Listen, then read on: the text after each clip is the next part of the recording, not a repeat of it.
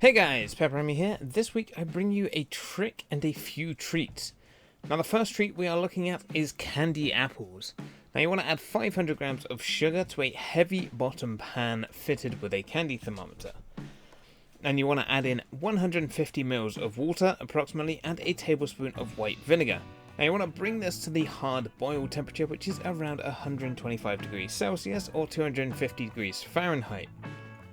Now whilst the syrup is cooking, don't stir it, otherwise you will form sugar crystals around the outside of the pan.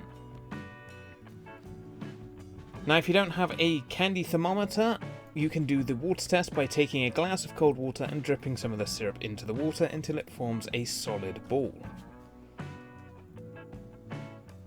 Now bringing the sugar to temperature will start slow as we are boiling off the water, but once it breaks the boiling point of water it's gonna go fast to the point of I took my eye off the pan and it went from below hard boil straight up to caramel in a matter of minutes. Now trust me, caramel is an absolute pain to clean off your pan, especially if you add water, because the caramel is hotter than water's boiling point and it will instantly boil and evaporate the water, which can be very dangerous. Now if this does happen to you as well, the best way I found to clean the pan is remove as much of the caramel as possible and add some water to the pan once it's cool. And then bring the pan back up to a boil again, which will melt the sugar or the caramel that is remaining in the pan, which is great also for just cleaning the pan after making sugared sweets anyway. Now once your sugar has reached the hard boil stage, you can add in some food colouring and some flavours if desired.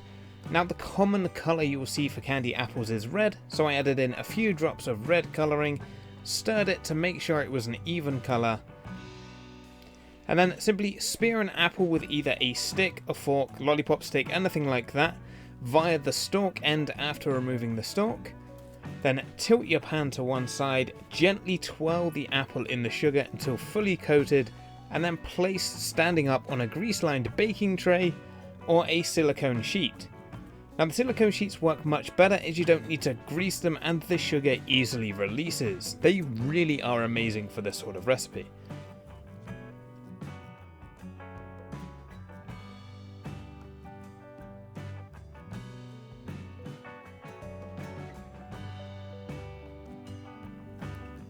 Then simply let cool. If you have any leftover sugar mix, you can just pour it onto a silicone sheet as well and shatter it later on once it's hardened for candy glass.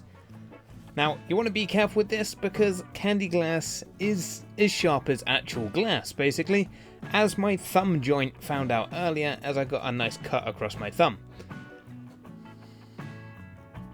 Now also as a bonus, I grew up watching Ready Steady Cook with Ainsley Harriott, and I swear every week they made a caramel sugar dome for desserts, and it's always something I wanted to try, so with the remains of my rapidly cooling sugar I tried my best, and yes, this is definitely something I'm going to be coming back to in the future, as working with sugar is something that really interests me and I really want to look more in depth to.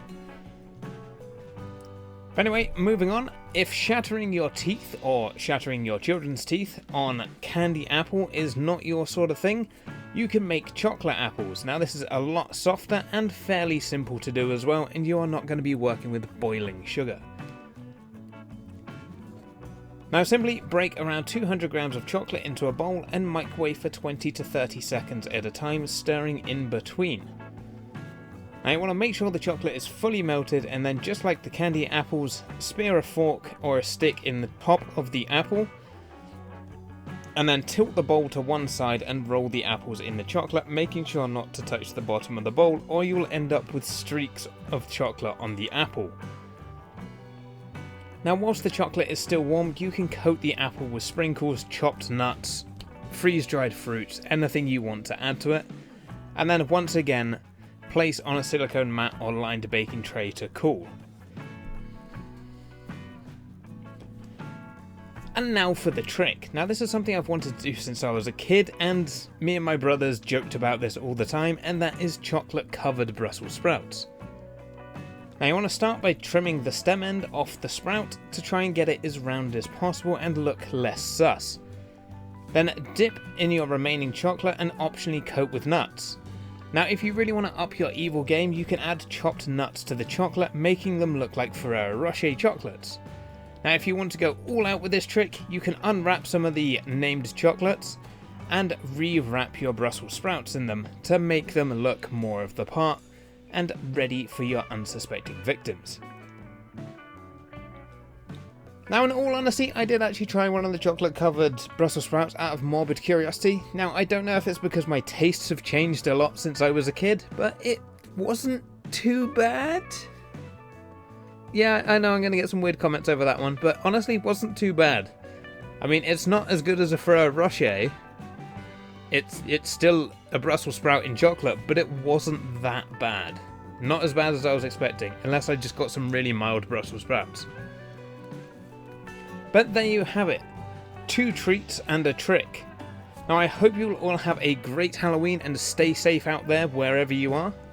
And as always, I hope you all enjoyed the video. If you did, let me know down below with a like and a comment. If you're new here, feel free to subscribe for free weekly cooking content. And I will see you all again next week. Thanks for watching.